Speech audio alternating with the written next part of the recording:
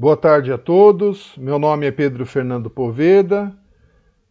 Quero iniciar agradecendo ao Departamento de Engenharia Nuclear da UFMG, aos organizadores, apoiadores, o Centro de Desenvolvimento e Tecnologia Nuclear, a Comissão Nacional de Energia Nuclear, pela oportunidade para apresentar o nosso trabalho. Reatores nucleares de geração 4, uma revisão do atual estado da arte, desafios para o futuro e o posicionamento do Brasil. Nesta 5ª Semana Nacional de Engenharia Nuclear e da Energia e Ciências das Radiações. Espaço que tem se consolidado como referência na área nuclear. Agradeço também a todos os presentes nessa sessão online. Primeiramente, uma rápida apresentação pessoal. Sou mestre em Automação e Controle de Processos pelo Instituto Federal de São Paulo, onde também sou professor no Departamento de Mecânica. Também sou doutorando em Tecnologia Nuclear no Instituto de Pesquisas Energéticas e Nucleares, na área de reatores. São coautores desse trabalho meu orientador, professor Dr. Roberto Navarro de Mesquita, pesquisador na área de inteligência artificial, diagnóstico de falhas, entre outras linhas de pesquisa no IPEM. E o professor Dr. Givanildo Alves, pesquisador na área de materiais e também professor no IFSP. Este trabalho não faz parte da nossa linha de pesquisa principal e se destina a colaborar para promover e adensar a discussão com relação ao que está se desenvolvendo no mundo em relação à tecnologia de ponta em reatores nucleares.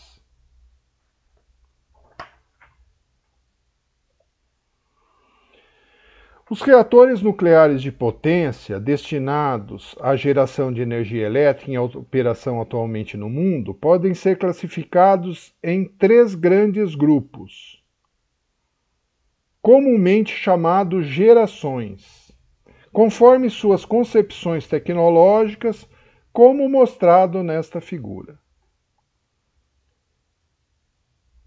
em que temos também a sua evolução histórica, uma linha de evolução histórica, uma linha no tempo.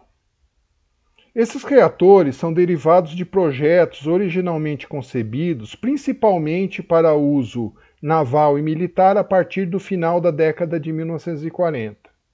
Os primeiros protótipos de reatores comerciais, surgidos entre as décadas de 1950 e 1970, pertencem à chamada geração 1 e serviram para testar a viabilidade e eficiência comparativas com diferentes tecnologias e formas construtivas. Os reatores da geração 2 foram desenvolvidos a partir dessas tecnologias testadas inicialmente nos reatores de primeira geração e projetados para serem mais econômicos, confiáveis e atingirem uma vida útil da ordem de 40 anos. Começaram a operar no final da década de 60. Na sua maioria são reatores PWR, no nosso último levantamento com 304 unidades instaladas operando no mundo, e BWR com 72 unidades. Esses sistemas apresentam uma boa relação custo-benefício, mas após os acidentes com os reatores nucleares de Fukushima em 2011, agravados principalmente pela ausência de sistemas de segurança passiva, essas concepções estão sendo revistas pelas empresas fabricantes e agências reguladoras.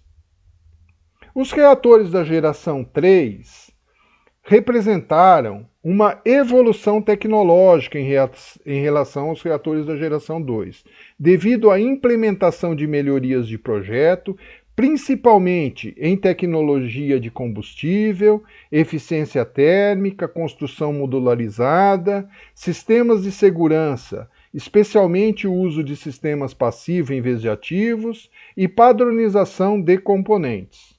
A evolução dos projetos reduziu custos de construção e operação e aumentou de forma expressiva a confiabilidade e a expectativa de vida útil dessas plantas para algo em torno de 60 anos ou até mais.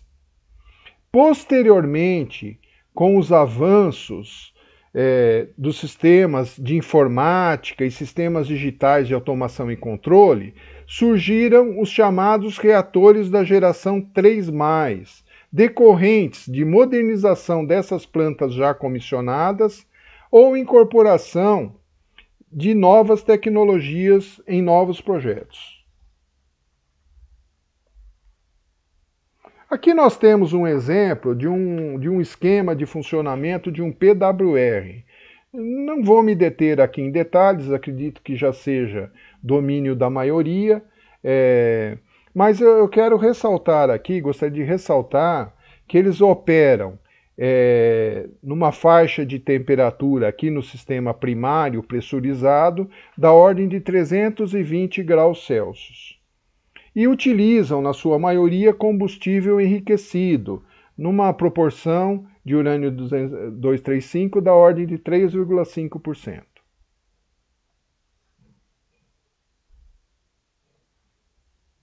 Também chamando a atenção, a eficiência térmica desses reatores é da ordem de 30%, como a maioria das máquinas térmicas. Como exemplo, temos o reator de Angra 2, que gera em torno de 1.200 megawatts elétricos a partir de 3.600 megawatts térmicos. Para inserção e colaboração para oferecer alternativas viáveis para os desafios para a geração de energia no século XXI, as novas plantas nucleares devem apresentar respostas satisfatórias para duas questões principais. É seguro o suficiente? Essa preocupação que foi associada ao uso da energia nuclear foi potencializada principalmente após os acidentes com os reatores de Fukushima em 2011, agravados principalmente pela ausência de sistemas de segurança passiva. Outra importante questão é o que fazer com os resíduos nucleares. Esse passivo sempre desincentivou e retraiu a inserção da energia nuclear nas diversas matrizes energéticas das nações. Em 2001, foi fundado o Fórum Internacional de Geração 4, Generation 4 International Forum, o GIF, idealizado inicialmente pelo Departamento de Energia dos Estados Unidos. Em 2000, foi integrado por governos de 13 países, onde a energia nuclear é considerada significativa agora e também vista como vital para o futuro. A maioria está comprometida com o desenvolvimento conjunto da próxima geração de tecnologias nucleares. O objetivo do GIF é compartilhar conhecimentos em pesquisa e desenvolvimento de novos reatores nucleares, pois percebeu-se que a união de esforços e recursos financeiros poderia abreviar e também baratear o domínio dessas novas tecnologias na solução dos grandes desafios envolvidos. O GIF está vinculado ao World Nuclear Association, WNA.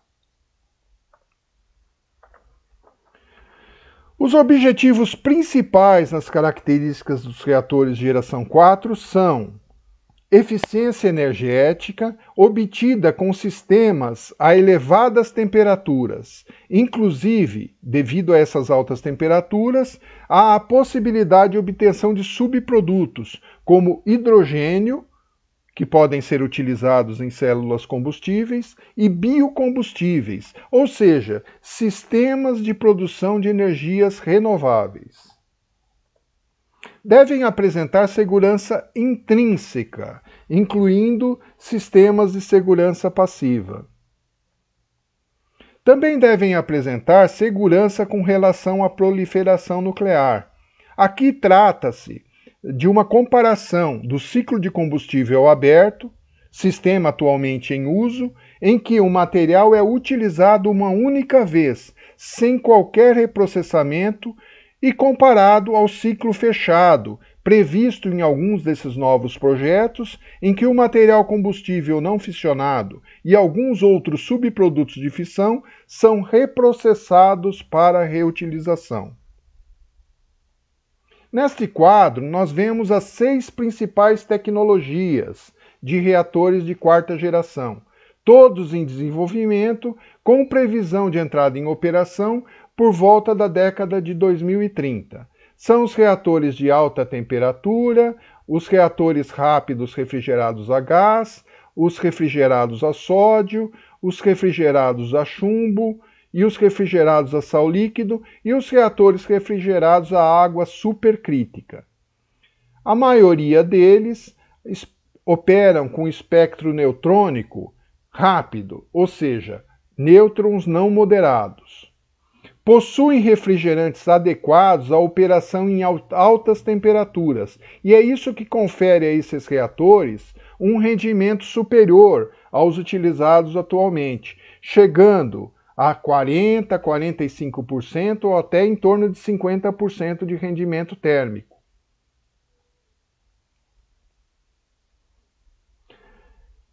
E operam também, outra característica, desde faixas de potência de 20 megawatts elétricos ou menos, até no nível atual dos reatores de grande potência atuais, da ordem de 1.200 ou até 1.500 megawatts elétricos. Esse fato, principalmente nos reatores refrigerados a chumbo, de modularidade, permite que reatores de pequena potência possam ser transportados para uso em situações de emergência. Aqui temos um descritivo de cada um desses tipos de reator. Devido ao tempo limitado da apresentação, não poderei me alongar aqui no detalhamento de cada um deles.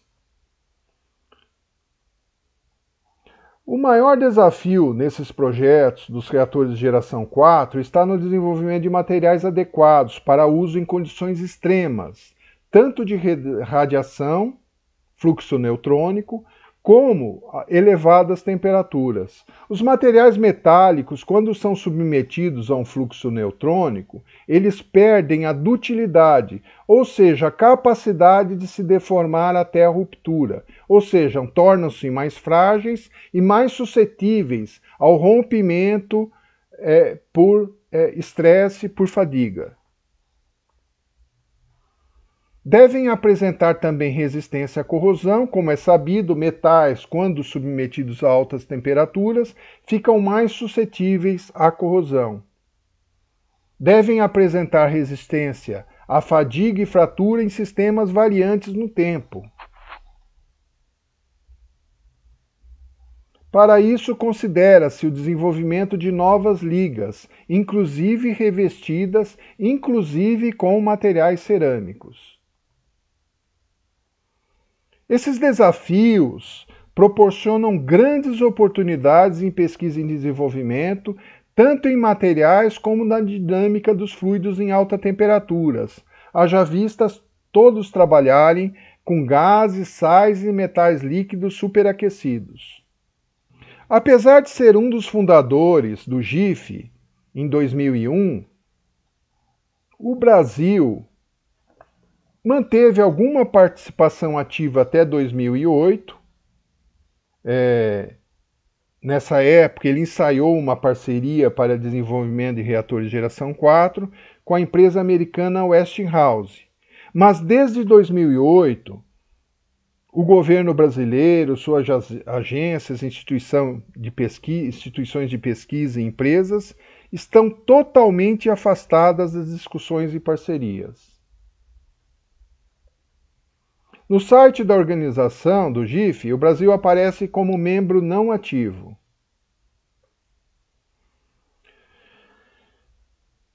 De fato, a maioria das informações relacionadas a reatores nucleares de geração 4, mesmo as pertinentes à participação brasileira, foram obtidas em referências internacionais. Nos últimos anos, tem-se notado desinteresse político, governamental e da sociedade brasileira como um todo na promoção do desenvolvimento na área nuclear, haja vista a sempre adiada conclusão de Angra 3 e o desenvolvimento do submarino nuclear. Isso se dá em favor de outras tecnologias de geração de energia, como a fotovoltaica e eólica, que sem dúvida têm grande importância por serem fontes renováveis, mas não garantem constância na produção de energia por dependerem das condições climáticas naturais, não representando, por isso, uma solução única e definitiva para a custosa e poluidora utilização de termoelétricas a carvão, diesel e gás. Aqui eu apresento as principais referências nessa apresentação. No trabalho completo, também há outras fontes de referência em que o paper, o trabalho foi baseado. Deixo aqui meu e-mail para contato e agradeço a todos pela atenção. Muito obrigado.